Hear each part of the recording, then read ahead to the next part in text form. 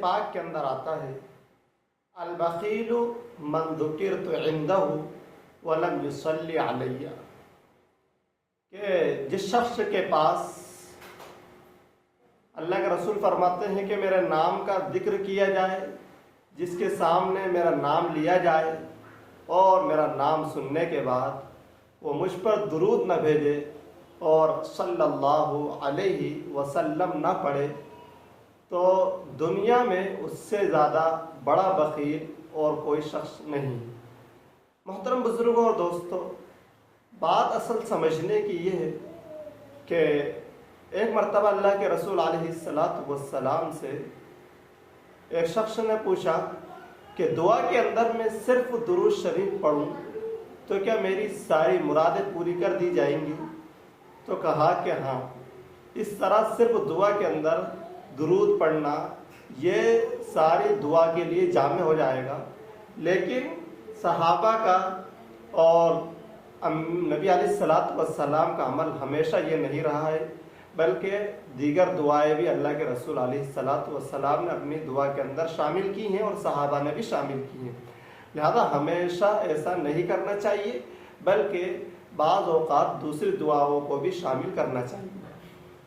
محترم بزرگوں اور دوستوں، اصل سمجھنے کی بات یہ ہے کہ حدیث کے اندر کتنی زیادہ فضیلت آئی درود شریف پڑھنے کی کہ حضرت ابو بکر رضی اللہ تعالیٰ عنہ ایک مرتبہ فرمانے لگے کہ اگر مجھے دیگر حمد و تسبیح وغیرہ کے فضائل معلوم نہ ہوتے، نہ بتائے جاتے، تو میری زندگی کا کوئی سانس ایسا نہ ہوتا جس سانس میں درود شریف نہ پڑھتا ہوتا۔ درود شریف پڑھنے کی وجہ سے انسان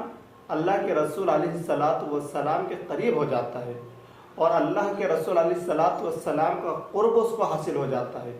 اور دل کا سکون اس کو حاصل ہوتا ہے، بے چینی دور ہوتی ہے، گھر کے اندر برکتیں آتی ہیں، اور اسی طرح سے اس کے دل کا تزکیہ ہوتا ہے، تصفیہ ہوتا ہے، دل کے اندر حسد، بغض، کینہ، عداوت، ساری چیزیں درود شریف کی کثرت کی وجہ سے ختم ہو جاتی ہیں اور گناہوں کی عادت ختم ہو جاتی ہے اور اس کی زبان رطب اللسان ہو جاتی ہے اور ذکر کے اندر تر و تازہ رہتی ہے۔ لہذا ہمیں اللہ کے رسول علیہ السلام کے اوپر درود بکثرت بھیجتے رہنا چاہیے۔ جب ہمیں فری وقت ملے، جب ہم فری رہیں، تو ہماری زبان پر تسبیح جاری ہو جانا چاہیے اور درود شریف بھی جاری ہو جانا چاہیے۔ امید کرتا ہوں کہ ہم سب عمل کریں گے۔ وآخر دعوانا الحمدللہ رب